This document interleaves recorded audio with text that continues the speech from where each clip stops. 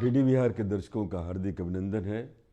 मैं शंकर आपके सामने हूँ और आज का दिन बहुत ही सौभाग्यशाली है कि आपके समक्ष एक ऐसी शख्सियत को मैं प्रस्तुत करने जा रहा हूँ जिनके साथ आध्यात्म भी है, शिक्षा भी है और मानवता के बहुत सारे गुणों से जो विभूषित हैं। कहते हैं कि शरीर पर जो पोशाक होती है उसमें भी कहीं न कहीं आत्मा छुपी रहती है, लेकिन आत्मा की कोई पोशाक नहीं होती है। और जब आत्मा की पोशाक को भी हम गहरी दृष्टि से देखने लगते हैं तो पता चलता है कि वो पोशाक भी मानवता के रंग में रंगी हुई है। यानी आत्मा की पोशाक या शरीर पर जो पोशाक है, दोनों का सम्मिश्रण हो और उससे अध्यात्म का रंग सामने आए तो एक नवीन रंग हमारे सामने प्रकट हो जाता है।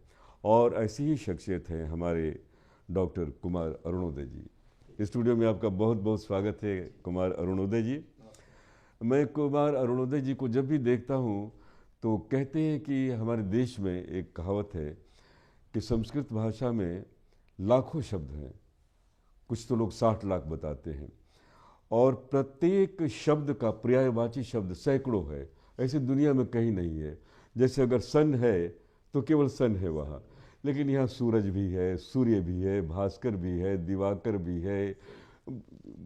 अब ये हुआ क्या कि जो पर्यावरण में जिस तरह से शब्दों की स्थिति बनती है उसी तरह की स्थिति से शब्दों का गठन होने लगता है। जब भास्कर हम कहेंगे तो वो अलग सूर्य होगा, सूर्य कहेंगे तो प्रचंड सूर्य होगा, सूरज कहेंगे तो थोड़ा मध्यम होगा, दिवाकर कहेंगे तो थोड़ा मोहक होगा। इस तरह से शब्दों का जो गठन है, तो मैं जब भी कुमार अरुणोदय का नाम लेता हूँ तो लगता है कि पूरब दिशा से धीरे धीरे अरुण सूर्य ने, जैसे आपकी हंसी है वैसे ही सूरज निकलते हुए दिखलाई पड़ते हैं। बहुत बहुत स्वागत है कुमार अरुणोदय जी।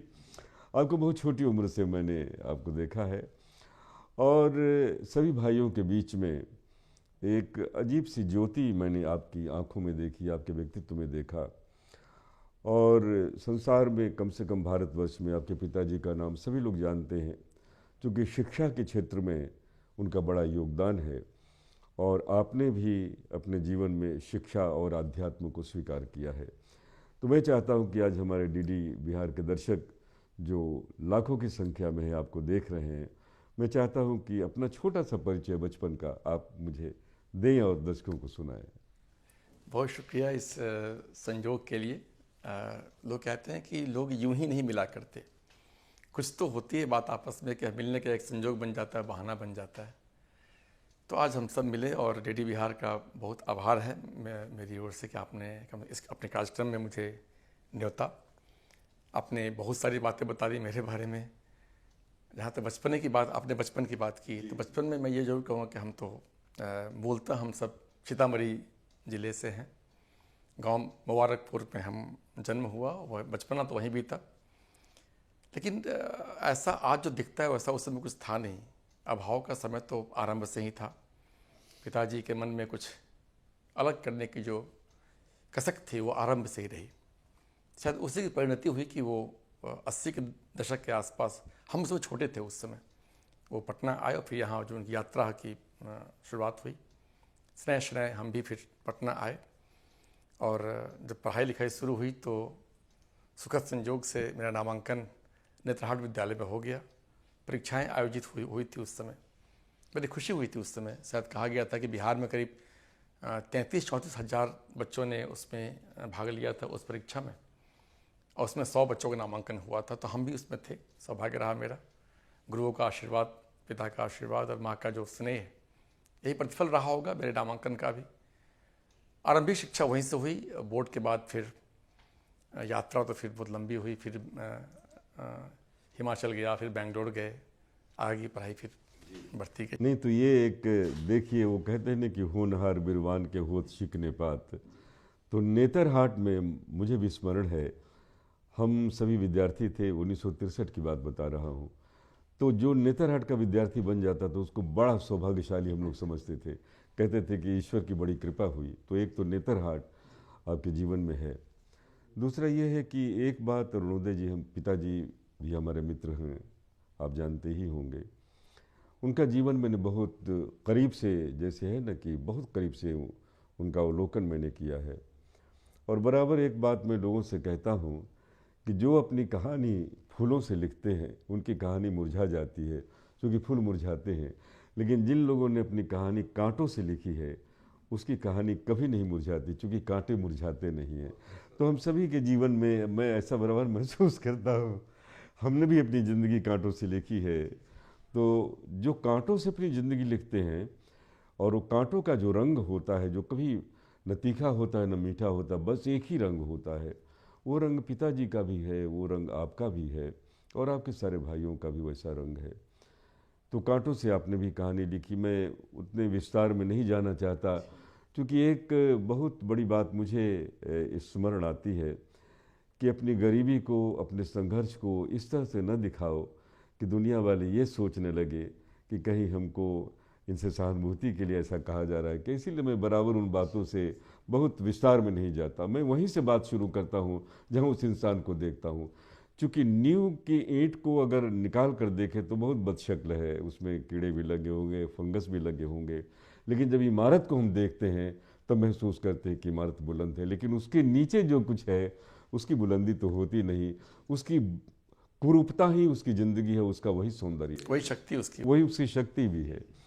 तो ये तो एक मेरा ये अब एक दूसरा आपके जीवन से प्रश्न है कि पिताजी को आपने बढ़ते हुए देखा, माँ से आपका बड़ा स्नेह रहा, सभी है, आप लोगों ने मंदिर भी गांव में बनवाए, माँ के प्रति सब कुछ है। तो एक प्रश्न मेरे दिमाग में ये आता है कि जिसको माँ के प्रति श्रद्धा हो जाए, और अगर पिता भी माँ को एक पूजनीय दृष्टि से देखने लगे, तो वहाँ वो देवता का निवास होता है, क्योंकि स्त्री ही सृष्टि है, और ये सृष्टि का गुण केवल स्त्री को ही प्राप्त है और किसी को प्राप्त नहीं है। जैसे ईश्वर सृष्टि कर सकता है, वैसे ही नारी सृष्टि कर सकती है। तो अपनी माँ के बारे में कुछ संस्मरण हमारे दर्शकों को, क्योंकि माँ से आपका बड़ा प्यार है। नहीं, माँ से तो प्यार सबों का ही हुआ है, और मैं कुछ अलग नहीं हूँ। मैं कि ये कहेंगे कि मतलब माँ से प्रेम की बात जहाँ तक है, हाँ ये ज़रूर बात है कि शायद ये अब एहसास है मेरा, ये जो मेरी भावना है शायद सामने होती अगर, तो शायद इतना कुछ मैं नहीं बता पाता उनको कि हम कितना चाहते थे उनको। अब तो उनको गए एक करीब 2.5 दशक होने को है, लेकिन लगता नहीं कि वो हमारे बीच से गई हैं। मैं आपको बता दूं कि आज भी हर निवाले में ही उनका नाम होता है, उनकी याद होती है। शायद ही कुछ दिन ऐसा बीता होगा कि हर किसी एक निवाले में उनकी याद के बिना हमने कोई निवाला ग्रहण किया हो। रही बात यादों की, तो जब हमारा बचपना अभाव में चल रहा था, जब हमारी जो प्रारंभिक अवस्था थी हमारे परिवार की, पिताजी भी संघर्ष में थे, कर्मठ थे, जुझारू थे। लेकिन एक मैं जरूर कहना चाहूँगा कि कोई भी पिता या पति भाव में अपनी कर्मठता को या अपनी संघर्ष को पूरा नहीं कर सकता अगर उसको अपनी पत्नी की ओर से अगर पूर्ण सहयोग ना मिले। पत्नी की ओर से कुछ अगर कमी हो जाती है तो जीवन लड़ खड़ा जाता है। जीवन में वो जो स्थायित्व है, जो संघर्ष, हमारा संघर्ष बहुत बड़ा था। मैं बड़ा शब्द यहाँ नहीं कहना चाहूँगा, क्योंकि बड़े की भी एक सीमा होती है। बड़ा शब्द एक बड़ा एक परिधि में आ जाता है कि वो इतना बड़ा था। मैं बड़ा था ये कहना मुश्किल है। हम ये कहना जरूर चाहेंगे कि हमारा संघर्ष बहुत गहरा था, क्योंकि गहराई की कोई सीमा नहीं होती, कोई परिधि नहीं है उसके भीतर में, कोई सीमा नहीं है उसकी। तो जो पिता का संघर्ष था उसमें जो गहराई थी वो माँ का संघर्ष था, माँ का धैर्य था और माँ का संयम था। तो उन दिनों हम उन दोनों से देखते रहे हैं। मुझे ये कहने में कोई संकोच नहीं।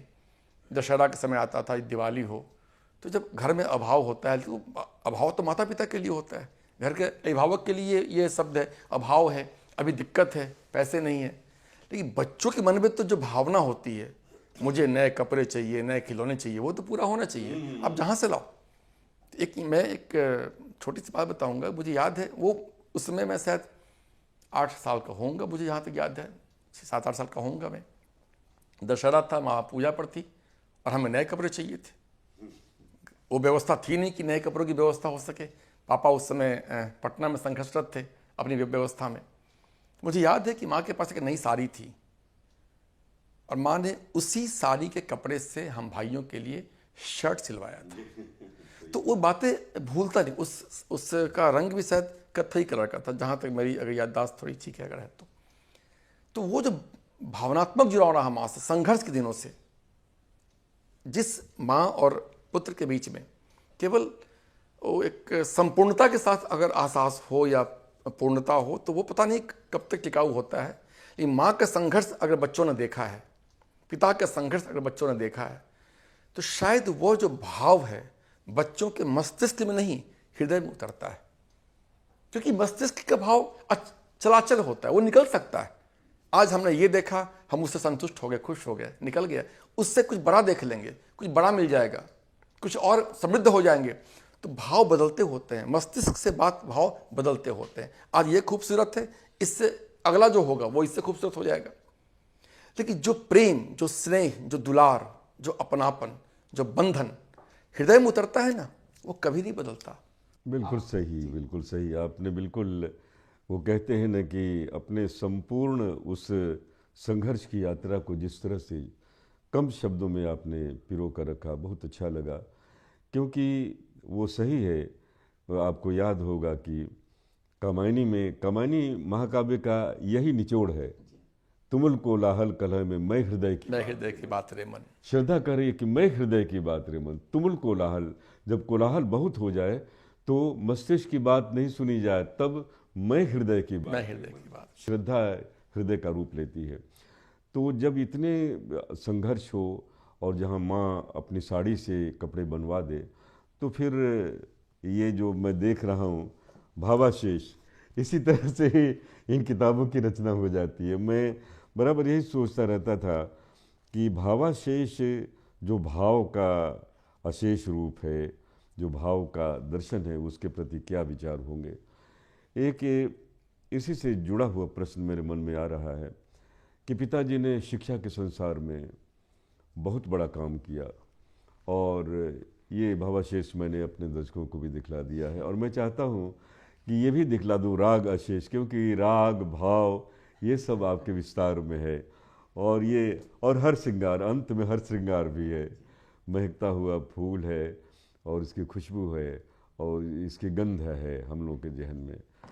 तो हर श्रृंगार हो या राग अशेष हो, तो मैं यही कह रहा था कि जो हृदय का पक्ष है, उस हृदय के पक्ष को जो व्यक्ति सुन लेता है वो भौतिकता से ऊपर उठ जाता है, और उसकी जो अगली सीढ़ी होती है मानवता होती है। और जो मस्तिष्क की बात सुन लेता है उसके लिए भौतिकता ही अगली सीढ़ी हो जाती है, भावनात्मक संवेदना खत्म हो जाती है। आजकल की दुनिया में यही सही कहा, भौतिकता इतनी बढ़ती जा रही है कि हमारे गैरेज में 4 गाड़ियां लगी हैं, फिर भी एक अभिलाषा है कि एक और आ जाए, सिला की और लग जाए तो कितना अच्छा होता। ये जो एक लग जाए और मिल जाए कि जो तमन्ना है, वही तमन्ना जो कहते हैं कि ज्ञान दूर किछ क्रिया भिन्न है, इच्छा क्यों क्या पूरी हो मन की। ये तीनों मिल न सके, ये विडंबना है जीवन की। ज्ञान दूर कुछ क्रिया भिन्न है, इच्छा क्यों पूरी हो मन की। इच्छा आकांक्षा ज्ञान की है कि नहीं, और मन की अभिलाषा, इन तीनों में समन्वय नहीं। जैसे साइकिल चलाने वाला अगर जीवन भर ही सोचता रहे कि मैं कब हेलीकॉप्टर पर चढ़ूंगा, तो उसकी ज़िंदगी तो नर्क होगी ही। लेकिन साइकिल चलाने वाला अगर ये सोच ले कि स्कूटर कहीं मिल जाए तो इच्छा पूरी हो जाएगी। यही ज्ञान दूर कुछ क्रिया भिन्न है, इच्छा क्यों पूरी हो मन की। मुझे लगता है कि आपके पूरे परिवार में जो मैंने देखा है, सभी भाइयों को, पिताजी तो आचार्यत्व की प्राप्ति उन्हें हो गई, तो मुझे लगता है कि इन तीनों में एक बहुत समन्वय है, ज्ञान में भी, क्रिया में भी, साधना में भी और आकांक्षा में भी। इस सब का सब मिला हुआ रूप है। अब शिक्षा जगत पर थोड़ी सी बात हम लोग करते हैं। तो शिक्षा जगत में पिताजी आए और आपको भी कृष्णा निकेतन ये उन्होंने सौंप दिया है। तो इस कृष्णा निकेतन से आपका क्या लगाव और यहाँ क्या क्या आप करते हैं? कृष्णा निकेतन सच कहा जाए माँ के नाम से तो है। जब इसकी स्थापना हो रही थी, सबने कहा कि कुछ अंग्रेजी नाम रखिए जो आजकल प्रचलन में है, जो मार्केट में या समाज में देखते हैं कि कई तरह के नाम आ रहे हैं आंग्ल भाषा में या अंग्रेजी भाषा नाम। माँ का कहना था कि नहीं, अब जो भी होना होगा वो इसी नाम से मैं, क्योंकि ये मेरी पहचान है और यह कोई विद्यालय की मैं स्थापना नहीं कर रही हूँ। ये मेरी मानसिकता है, मेरा भाव है और मेरी पूजा है। ये उन्होंने इस विद्यालय को कभी विद्यालय नहीं माना, उन्होंने हमेशा इस पूरे प्रांगण को अपना पूजा गृह माना था, जहाँ उनकी पूजा होती है, पूजा करते थी वो करती रहीं वो। उनके जाने के बाद में हम तो बिखर चुके थे, और स्वाभाविक है कि माँ के जाने के बाद परिवार बिखरता है, टूटता है। लेकिन पुनः उन्हीं के आशीर्वाद से और पिता के संघर्ष से फिर परिवार पटरी पर आए, और कृष्णा निकेतन का जो दायित्व था मुझे दिया गया कि अब कुछ करो, देखो कैसे क्या कर सकते हो। तो मैंने कुछ नहीं किया यहाँ पर। ये कहना बड़ा मुश्किल है कि मैंने कुछ नहीं किया यहाँ पर। अब आपने कहा कि जो लोग अगर साइकिल वाले हैं तो वो हवाई जहाज़ मिल जाए, तो भाई ये जो आकांक्षा होती है कि जिस समय आप खुद को करने की बात करेंगे कि मुझे करना है, मैंने किया है, ये मेरा, तभी आपकी असफलता आती है। सच कहा जाए तो कृष्णा निकेतन की सफलता में मेरा कोई योगदान नहीं है। हाँ, एक बात मैं जरूर कहना चाहूँगा, जो टीम था, जो दल था, जो माँ के साथ काम करते रहे, जो पूरे जो लोग थे उस समय से, जो हमारे लोग थे काम करने वाले, उनके साथ मैं खड़ा रहा। मुझे याद है कि सुबह 5:30 बजे से हमारी जो यात्रा शुरू होती थी विद्यालय की, और रात 11 बजे तक, क्योंकि नया नया विद्यालय था, हम बाईपास में शिफ्ट हुए थे, कुछ आसपास था नहीं, तनाव का माहौल था, डर का माहौल था, भय का माहौल था, बच्चियों वाली बात थी। तो पूरे टीम का जो सहयोग था वो मेरे साथ रहा, और मैं उनके साथ खड़ा रहा, और आज उसी धैर्य, संयम और बड़ों के आशीर्वाद पे प्रतिफल है कि आज विद्यालय कम से कम बच्चियों की शिक्षा को लेकर एक लंबी छलांग तो जरूर ले चुका है उसमें वो, ये मैं जरूर कहना चाहूँ। अच्छा, यहाँ एक प्रश्न है कि जैसे बातें बहुत सारी हो रही हैं, अभी कमाने की बात हुई, आकांक्षा की, ज्ञान की, क्रिया की, तो ठीक है, माँ का स्कूल है, बहुत सारे लोगों ने देखा होगा कि माँ का स्कूल चल रहा है, इसमें बहुत ज़्यादा कुछ परिवर्तन नहीं किया जा सकता है, तो आपने शिक्षा के क्षेत्र को ही क्यों चुना? और कुछ भी बहुत कुछ किया जा सकता है, क्योंकि आप तो बराबर मैं तस्वीरें देखता हूँ, कभी लंदन में, कभी अमेरिका में, कहाँ कहाँ घूमते रहते हैं, तो ये भी मन में विचार होता होगा कि बहुत दिन हो गया, बचपन से ही करता रहा, थोड़ी एक लंबी छलांग लगा लूँ तो और देखूँ कॉरपोरेट वर्ल्ड भी होता है दुनिया की तरह, तो शिक्षा की जगत में और ख़ास तौर से स्त्रियों की शिक्षा के बारे में क्यों सोचा गया? ये आप कह सकते हैं कि ये जो बीज मन में आया होगा वो तो एक तो पिता और माँ का जो यही क्षेत्र रहा पिछले 70 सालों से, तो पिता और माँ इसी क्षेत्र में रहे, तो मुझे लगा यही बात मेरे मन में शुरू से आती रही। मेरे ख्याल से जब मैं विद्यालय में था, नेत्रहाट विद्यालय में, तो निश्चित रूप से किसी व्यक्ति के व्यक्तित्व पर जो प्रारंभिक अवस्था के जो शिक्षक होते हैं उनका प्रभाव बड़ा गहरा होता है। उनका भी साथ प्रभाव रहा हो हमारे जीवन पर कि हमारे विद्यालय में शिक्षा और स्वास्थ्य पर अधिक हम लोगों ने काम किया था, कि यही क्षेत्र मुझे मन में बैठा हुआ होगा।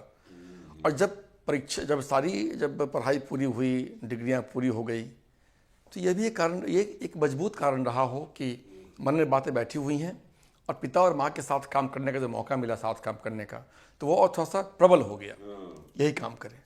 दूसरी बात आपने की, जो यही क्यों बालिकाओं की शिक्षा, वो क्यों, वो माँ ने कितनी बार कहा था अपने संबोधन में, या उनसे बात उनसे जब होती थी कि बेटा अगर किसी एक पुत्र को पढ़ाओगे तो एक परिवार बनता है। ये बड़ी पुरानी कहावत है शायद, किसी एक पुत्र को पढ़ाओगे तो एक परिवार बसता है, और अगर एक पुत्री पढ़ती है, शिक्षित होती है, जीवन में आगे बढ़ती है, तो कुल का निर्माण होता है। तो बहुत बड़ी धारणा थी उनके पीछे में कि बेटों के स्कूल बहुत सारे हैं समाज में, जहाँ पर शिक्षा की बात होती हो या केवल लड़कों के विद्यालय की बात होती हो।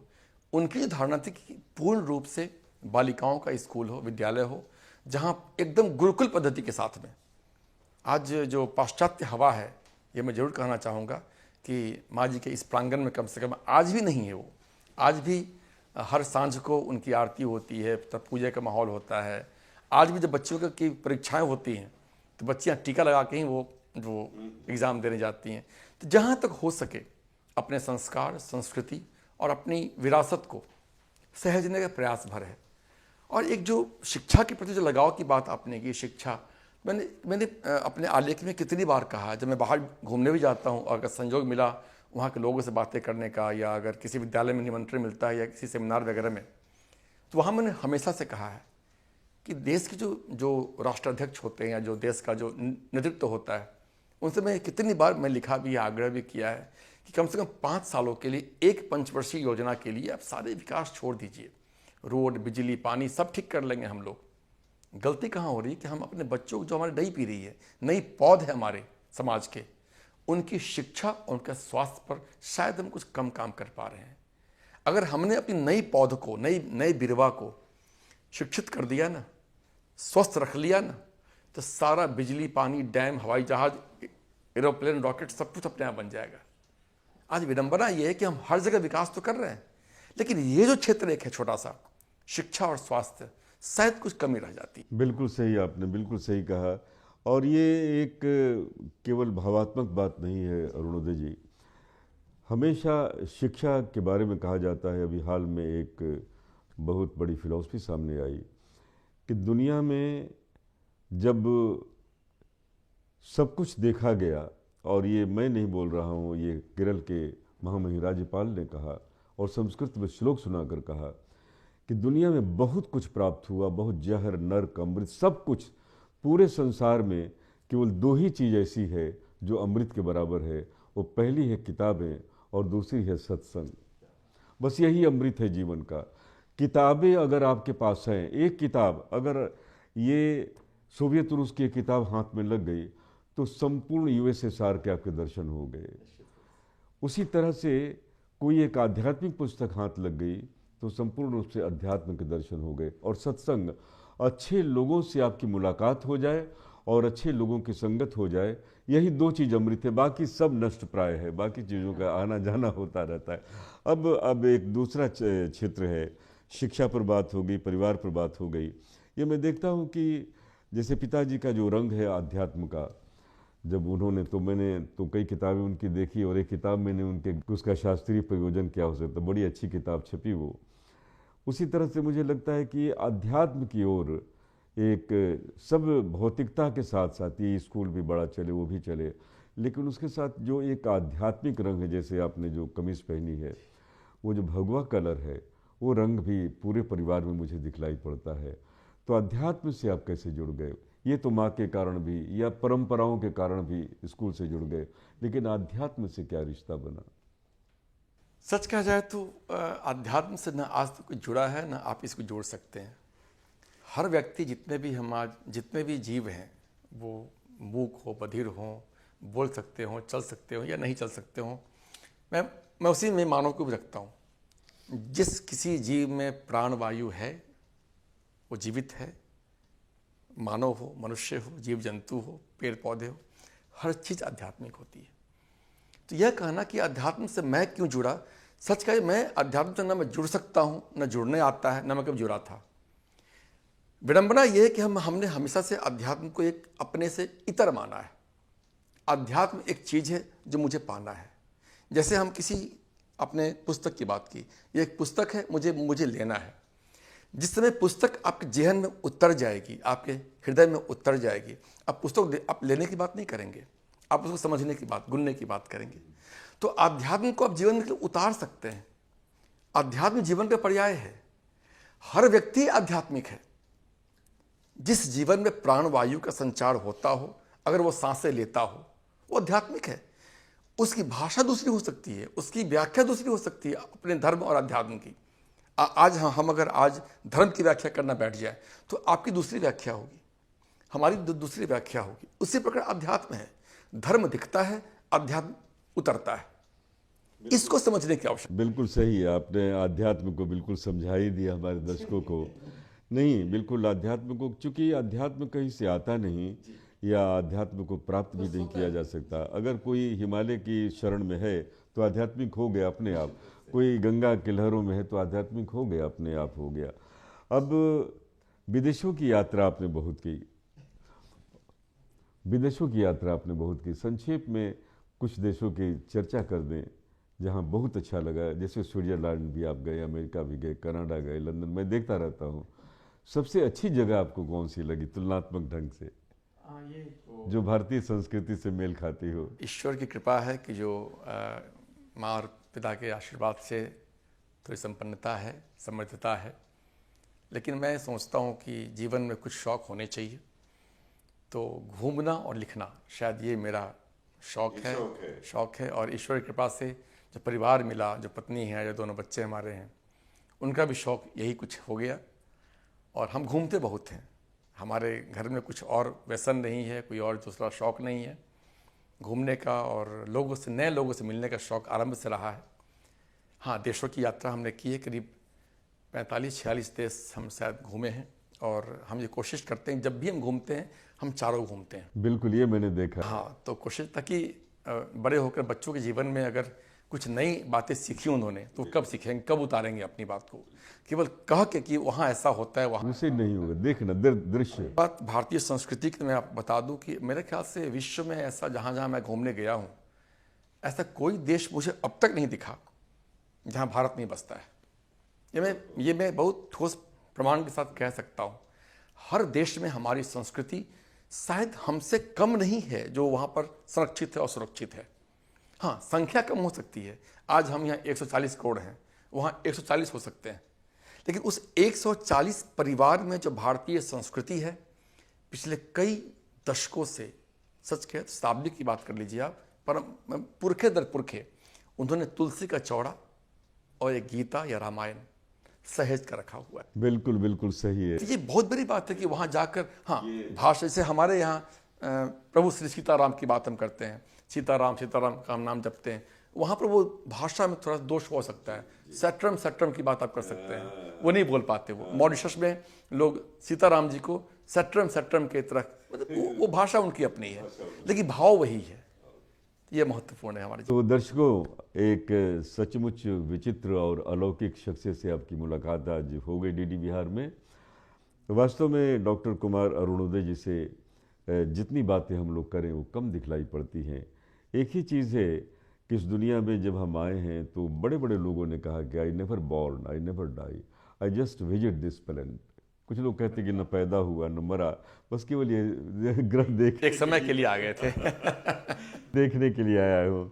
तो इस हर श्रृंगार भावाशेष और राग अशेष के साथ साथ मैं अब अरुणोदय जी से विदा ले रहा हूँ, और आप लोग ज़रूर इस कार्यक्रम को देखेंगे और डीडी बिहार को ज़रूर पत्र लिखेंगे कि आपको ये कार्यक्रम कैसा लगा। आपको अरुणोदय जी बहुत बहुत नमस्कार, और दर्शकों आपको भी बहुत बहुत नमस्कार। आप सबको प्रणाम।